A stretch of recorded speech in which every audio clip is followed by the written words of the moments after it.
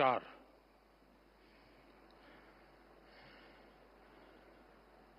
ITV network के founder और संसद में मेरे साथी कार्तिकेय शर्मा जी, नेटवर्क की पूरी टीम, देश विदेश से आए सभी अतिथि, अन्य महानुभाव, देवी और सज्जनों, न्यूज एक्स वर्ल्ड इसकी शुभ शुरुआत और इसके लिए मैं आप सबको बहुत बहुत बधाई देता हूं, बहुत बहुत शुभकामनाएं देता हूं। आपके नेटवर्क के हिंदी और इंग्लिश सहित तमाम रीजनल चैनल्स आज आप अब ग्लोबल हो रहे हैं और आज कई फेलोशिप्स और स्कॉलरशिप की भी शुरुआत हुई है। मैं इन कार्यक्रमों के लिए आप सभी को बहुत बहुत शुभकामनाएं देता हूं। साथियों, मैं पहले भी मीडिया के इस तरह के कार्यक्रमों में जाता रहा हूं, लेकिन आज मुझे लग रहा है कि आपने एक नया ट्रेंड सेट किया है।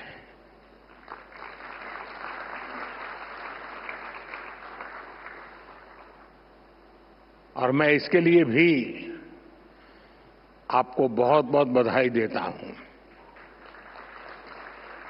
हमारे देश में मीडिया के इस तरह के इवेंट्स होते रहते हैं और एक परंपरा भी चल रही है, उसमें कुछ आर्थिक विषय भी है, हर एक का फायदे का मामला रहता है जरा।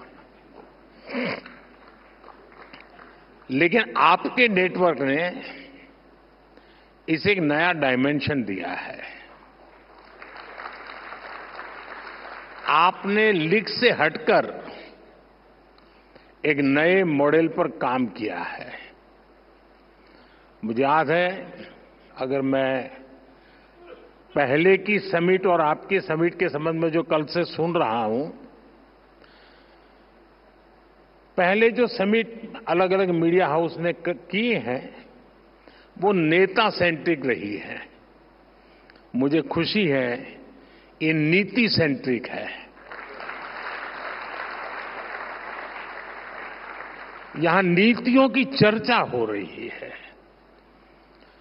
ज्यादातर इवेंट जो हुए हैं वे बीते हुए कल के आधार पर वर्तमान की नुक्तेचीनी वाले रहे हैं। मैं देख रहा हूं कि आपका ये समिट आने वाली कल को समर्पित है। मैं देखता था कि पहले जितने भी ऐसे कार्यक्रमों को मैंने दूर से देखा या खुद हुआ गया,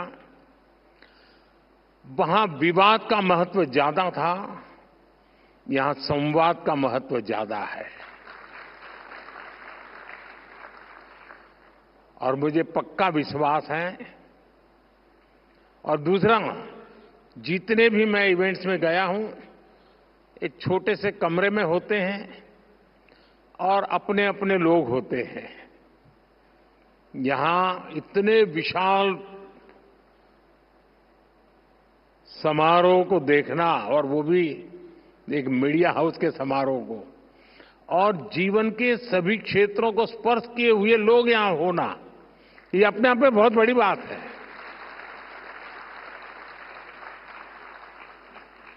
हो सकता है यहां से और मीडिया वालों को कोई मसाला नहीं मिलेगा,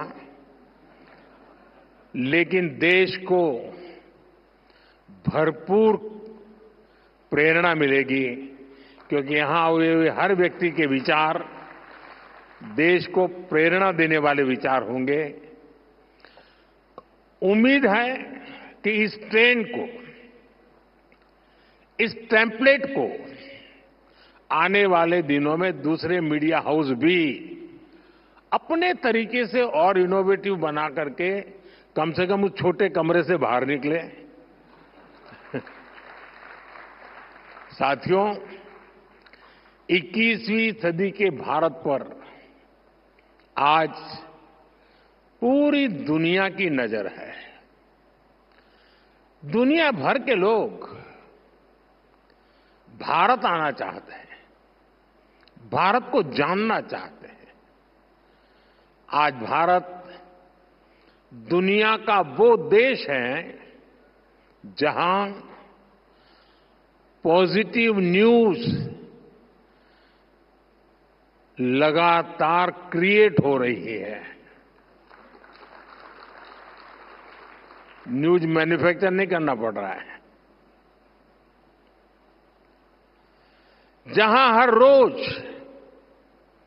नए रिकॉर्ड बन रहे हैं, कुछ न कुछ नया हो रहा है।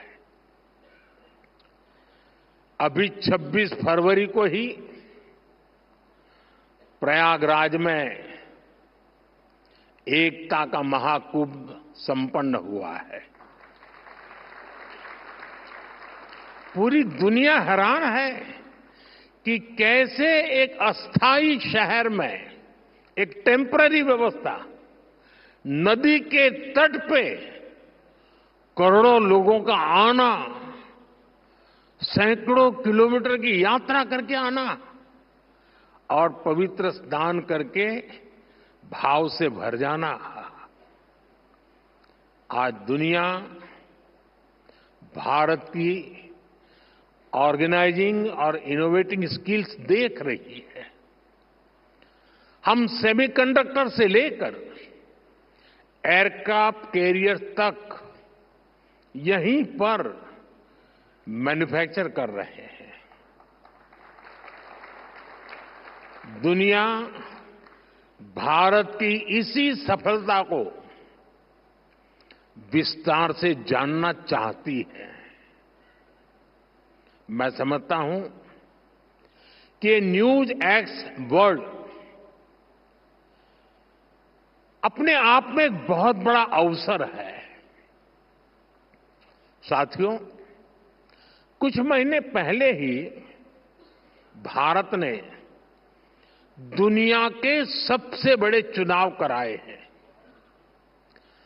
60 साल बाद ऐसा हुआ जब भारत में कोई सरकार लगातार तीसरी बार वापस लौटी। इस जन विश्वास का आधार पिछले 11 साल में भारत की अनेकों उपलब्धियां हैं। मुझे विश्वास है कि आपका नया चैनल भारत की रियल स्टोरीज दुनिया तक पहुंचाएगा। बिना कोई रंग दिए आपका ग्लोबल चैनल भारत की वैसी ही तस्वीर दिखाएगा जैसा वो है। हमें मेकअप की जरूरत नहीं है। साथियों, कई साल पहले मैंने vocal for local and local for global का विजन देश के सामने रखा था। आज हम इस विजन को सच्चाई में बदलते हुए देख रहे हैं। आज हमारे यहां आयुष प्रोडक्ट्स और योग लोकल से ग्लोबल हो गए हैं। दुनिया में कहीं पर भी जाइए, कोई न कोई तो योग को जानने वाला मिलेगा ही। मेरे मित्र टोनी यहां बैठे हैं, वो तो रोज के योगा प्रैक्टिशनर है।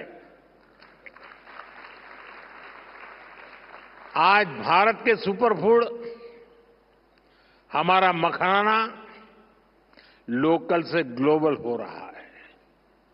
भारत के मिलेट्स, श्री अन्न भी लोकल से ग्लोबल हो रहे हैं। और मुझे पता चला है, कल मेरे दोस्त टॉनी एबट दिल्ली हाट में भारतीय मिलेट्स का फर्स्ट हैंड एक्सपीरियंस लिया है उन्होंने और उनको मिलेट्स की डिशेज बहुत पसंद आई और ये सुनकर मुझे ज्यादा अच्छा लगा। साथियों, मिलेट्स ही नहीं, भारत की हल्दी भी लोकल से ग्लोबल हो गई है। भारत दुनिया की 60% से ज्यादा हल्दी की सप्लाई कर रहा है। भारत की कॉफी भी लोकल से ग्लोबल हो गई है। भारत दुनिया का 7वां सबसे बड़ा कॉफी एक्सपोर्टर बन गया है। आज भारत के मोबाइल, इलेक्ट्रॉनिक प्रोडक्ट्स, भारत में बनी दवाइयां अपनी ग्लोबल पहचान बना रही हैं। और इन सबके साथ ही एक और बात हुई है। भारत कई सारे ग्लोबल इनिशिएटिव्स को लीड कर रहा है। हाल ही में मुझे फ्रांस में एआई एक्शन समिट में जाने का मौका मिला। दुनिया को एआई फ्यूचर की तरफ ले जाने वाली इस समिट का भारत को होस्ट था। अब इसको होस्ट करने का जिम्मा भारत के पास है। भारत ने अपनी प्रेसिडेंसी में इतनी शानदार G20 समिट कराई। इस समिट के दौरान हमने India, middle east, Europe corridor के रूप में एक नया इकोनॉमिक रूट दुनिया को दिया। भारत ने ग्लोबल साउथ को भी एक बुलंद आवाज दी। हमने आइलैंड नेशंस को, उनके हितों को अपनी प्रायोरिटी से जोड़ा है। क्लाइमेट क्राइसिस से डील करने के लिए भारत ने मिशन लाइफ का विजन दुनिया को दिया है। इसी तरह international solar alliance, coalition for disaster resilient infrastructure, ऐसे अनेक इनिशिएटिव्स हैं जिनको भारत ग्लोबली लीड कर रहा है।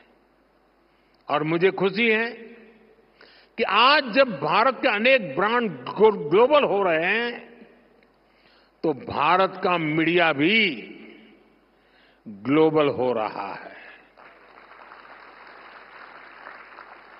इसी ग्लोबल अपॉर्चुनिटी को समझ रहा है। साथियों, दशकों तक दुनिया भारत को अपना बैक ऑफिस कहती थी, लेकिन आज Bharat new factory of the world बन रहा है। हम सिर्फ वर्कफोर्स नहीं, वर्ल्ड फोर्स बन रहे हैं। कभी हम जिन चीजों का इंपोर्ट करते थे, आज देश उनका इमर्जिंग एक्सपोर्ट हब बन रहा है। जो किसान कभी लोकल मार्केट तक ही सीमित था, आज उसकी फसल पूरी दुनिया के बाजारों तक पहुंच रही है। पुलवामा की स्नो पीस, महाराष्ट्र के पुरंदर फिग्स और कश्मीर के क्रिकेट बैट्स, इनकी डिमांड अब दुनिया में बढ़ रही है।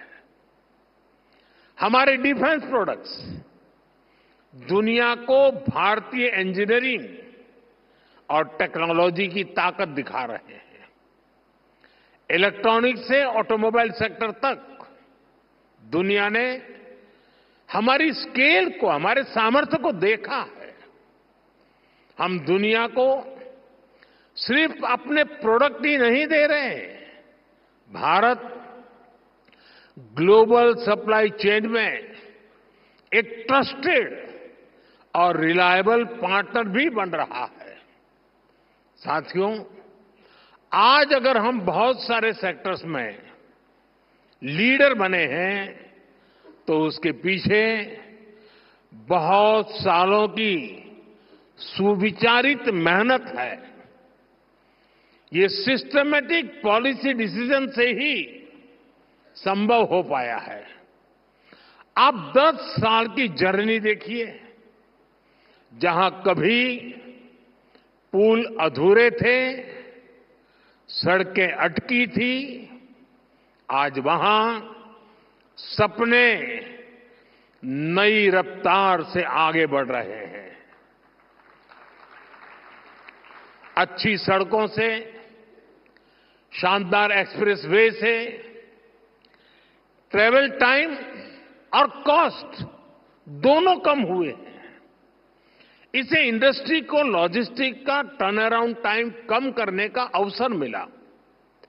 इसका बहुत बड़ा फायदा हमारे ऑटोमोबाइल सेक्टर को मिला। इससे गाड़ियों की डिमांड बढ़ी। हमने गाड़ियों के ईवीज के प्रोडक्शन का एनकरेज किया। आज हम दुनिया के एक बड़े ऑटोमोबाइल प्रोड्यूसर और एक्सपोर्टर बनकर उभरे हैं। साथियों, ऐसा ही बदलाव इलेक्ट्रॉनिक्स मैन्युफैक्चरिंग में दिखा है। बीते दशक में 2.5 करोड़ से ज्यादा परिवारों तक पहली बार बिजली पहुंची। देश में बिजली की डिमांड बढ़ी, प्रोडक्शन बढ़ी।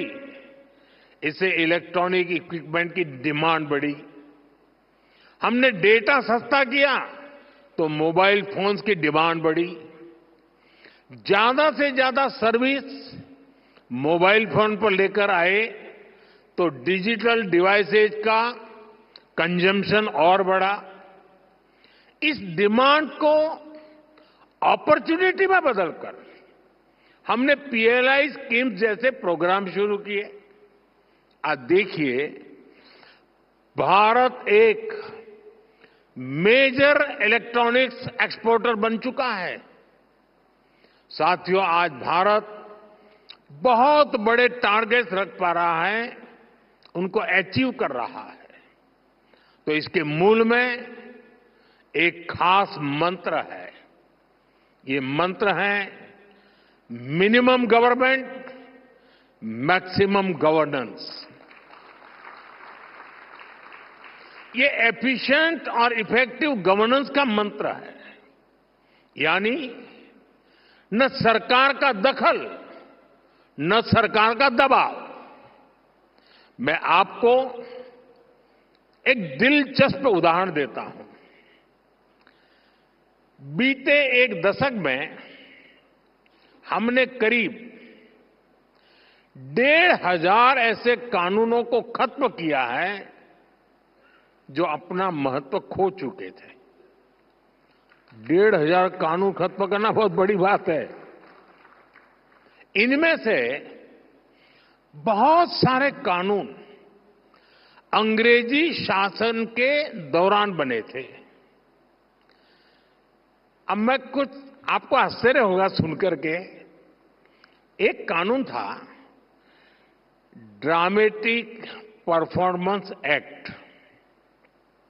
ये कानून अंग्रेजों ने 150 साल पहले बनाया था। तब अंग्रेज चाहते थे कि ड्रामा और थिएटर का उपयोग तब की सरकार के खिलाफ ना हो। इस कानून में प्रावधान था कि अगर पब्लिक प्लेस में 10 लोग डांस करते मिल जाएं तो उन्हें गिरफ्तार किया जा सकता है। और ये कानून देश आजाद होने के बाद 75 साल तक चलता रहा है। यानी शादी के दौरान बारात भी निकले और 10 लोग डांस कर रहे हो तो दूल्हा सहित पुलिस उनको अरेस्ट कर सकती थी। ये कानून आजादी के 70-75 साल बाद तक चलने में था। ये कानून हमारी सरकार ने हटाया। अब चलो भाई, 70 साल तक ये कानून हमने झेला। मुझे उस समय की सरकार, उन नेताओं से कुछ कहना नहीं है, यहां बैठे भी हैं, लेकिन मुझे ज्यादा तो ये लुटियन जमात पर आश्चर्य होता है, एक खान मार्केट गैंग पर आश्चर्य हो रहा है।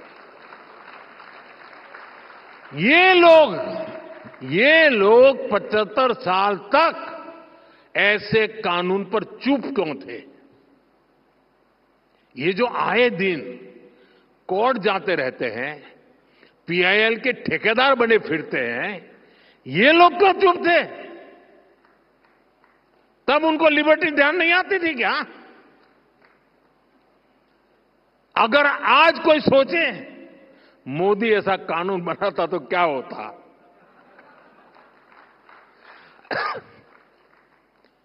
अरे ये जो ट्रॉलर होते हैं ना सोशल मीडिया में, वो भी अगर एक ऐसे ही झूठी खबर चला देते हैं कि मोदी ऐसा कानून बनाने वाला था, आग लगा देते हैं लोग, मोदी के बाल नोच लेते। साथियों, ये हमारी सरकार है जिसने गुलामी के कालखंड के इस कानून को खत्म किया। मैं एक और उदाहरण देता हूं, बैम्बू का। बैम्बू हमारे आदिवासी क्षेत्र में, खास करके ट्राइबल एरियाज की और खास करके नॉर्थ ईस्ट की तो लाइफलाइन है। लेकिन पहले बांस काटने पर भी आपको जेल भेज दिया जाता था, बांस काटने पर।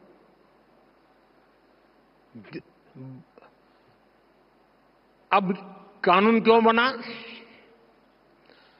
अब मुझे कोई भी, मैं आपसे पूछूं भाई, मैं अगर आपको पूछूं कि बांस ये वृक्ष है, ट्री है क्या? कोई मानेगा क्या ये ट्री है? कोई मानेगा ये वृक्ष है? आपको आश्चर्य होगा, आजादी के 70 साल के बाद भी मेरे देश की सरकार ये मानती थी कि बाम्बू ये पेड़ है, वृक्ष है, और इसलिए वृक्ष काटने से जैसे मनाई थी, वैसी बाम्बू काटने से बढ़ाई थी। हमारे देश में एक कानून था जो बांस को ट्री मानता था, और सारे ट्री के कानून इस पर लगते थे। इसको काटना मुश्किल था। हमारे पहले के शासकों को समझ ही नहीं आया कि बांस पेड़ नहीं है। अंग्रेजों के अपने इंटरेस्ट हो सकते थे, लेकिन हमने क्यों नहीं किया? बांस से जुड़े दशकों पुराने कानून को भी हमारी ही सरकार ने बदला। साथियों, आपको याद होगा, 10 साल पहले तक आईटीआर भरना किसी सामान्य व्यक्ति के लिए कितना मुश्किल था। आज कुछ ही पलों में आप आईटीआर फाइल करते हैं और रिफंड भी कुछ ही दिनों में अकाउंट में सीधा जमा हो जाता है। अब तो इनकम टैक्स को जुड़े कानून को और आसान बनाने का प्रोसेस संसद में चल रहा है। हमने 12 लाख रुपए तक की इनकम को टैक्स फ्री कर दिया। हाँ, अब ताली बजी। आपको बाम्बू में ताली नहीं बजी, क्योंकि वो आदिवासियों का है।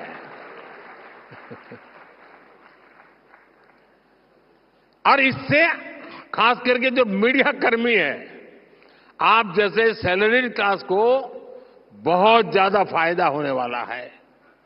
जो युवा अभी पहली दूसरी नौकरी कर रहे हैं, उनके एस्पिरेशन भी अलग होती है, उनके खर्चे भी अलग होते हैं। वो अपनी एस्पिरेशंस पूरी करें, उनकी सेविंग्स बढ़े, इसमें बजट ने बहुत मदद की है। हमारा मकसद यही है, देश के लोगों को ईज ऑफ लिविंग दो, ईज ऑफ डूइंग बिजनेस दो, उड़ने के लिए खुला आसमान दो।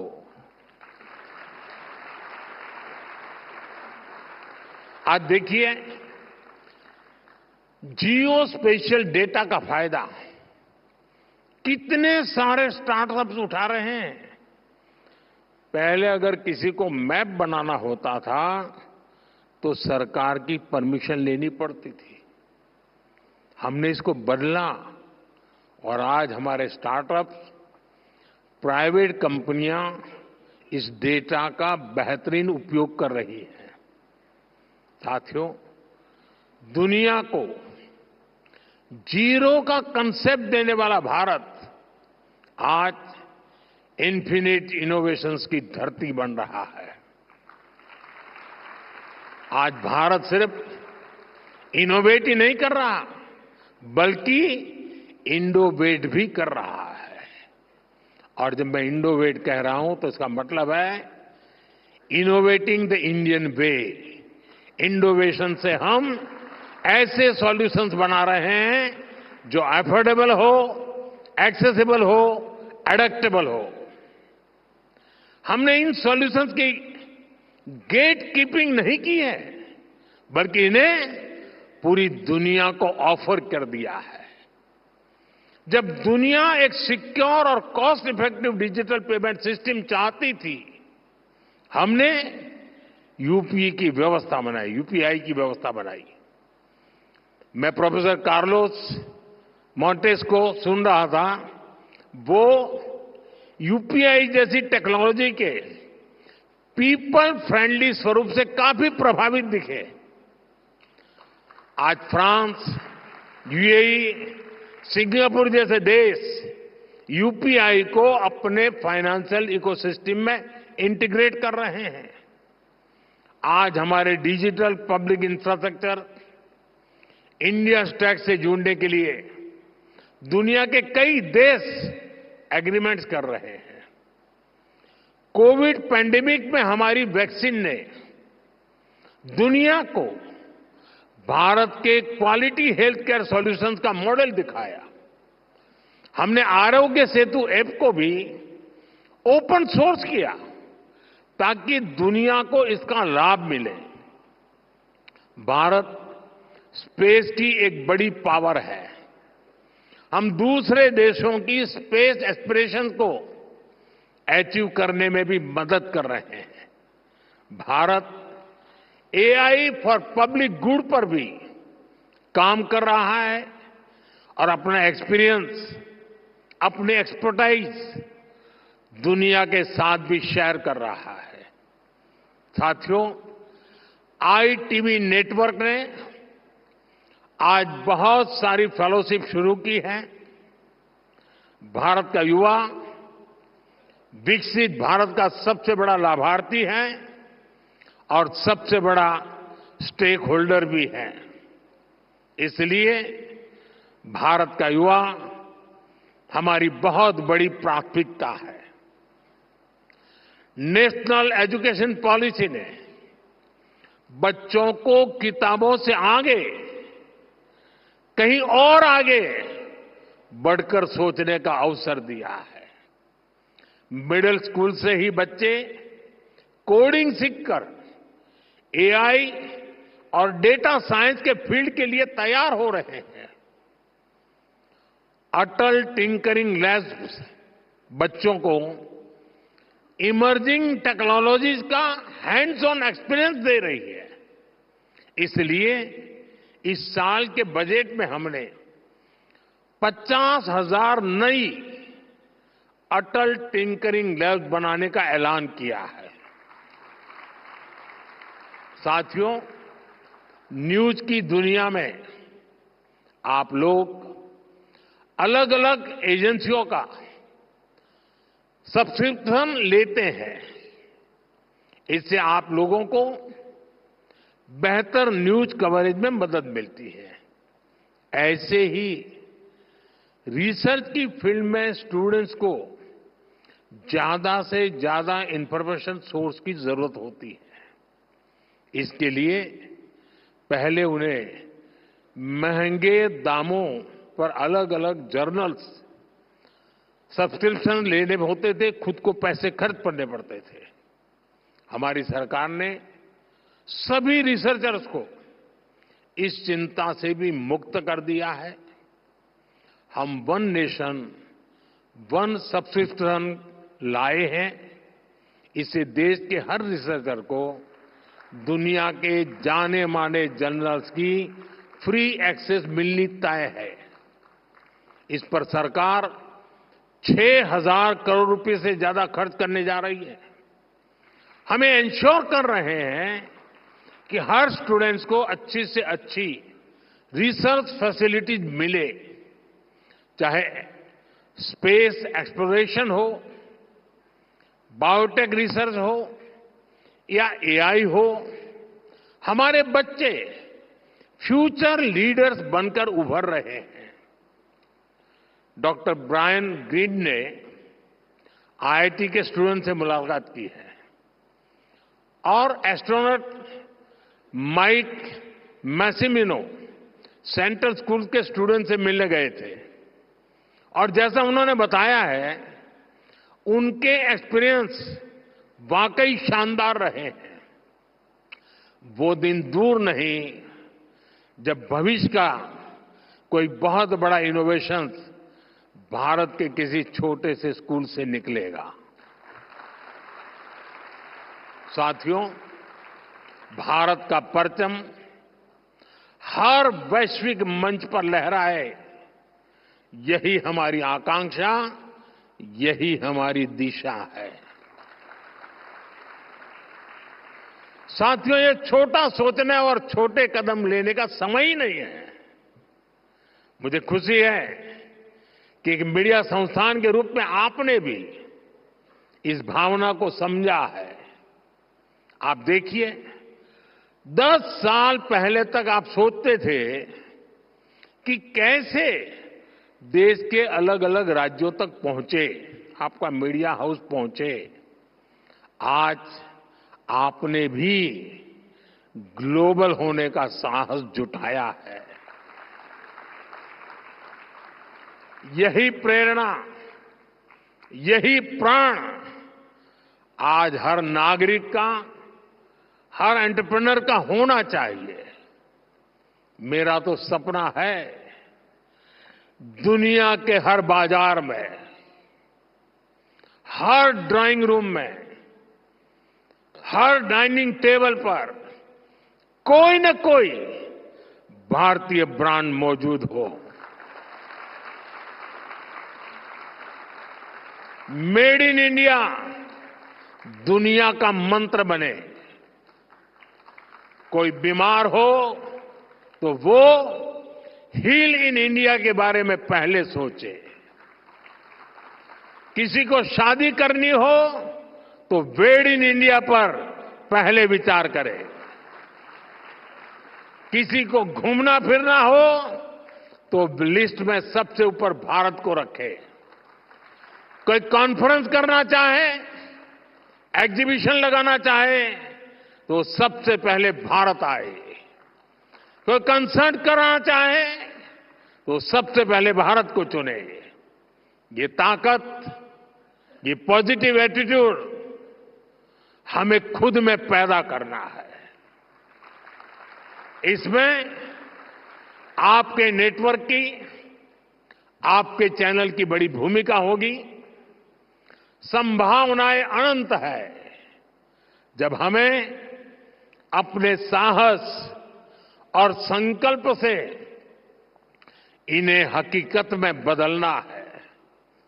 साथियों, भारत अगले 25 वर्षों में विकसित भारत बनने का संकल्प लेकर आगे बढ़ रहा है। आप भी एक मीडिया हाउस के रूप में खुद को वर्ल्ड स्टेज पर लेकर आए, ऐसा संकल्प लेकर के आगे बढ़े। मैं मानता हूं कि आप इसमें जरूर सफल होंगे।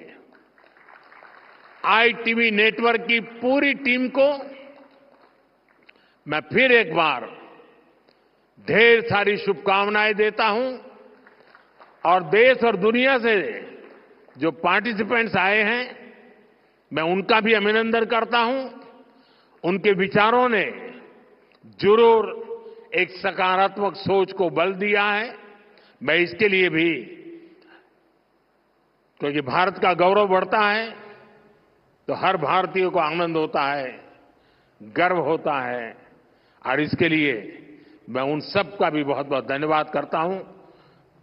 नमस्कारम।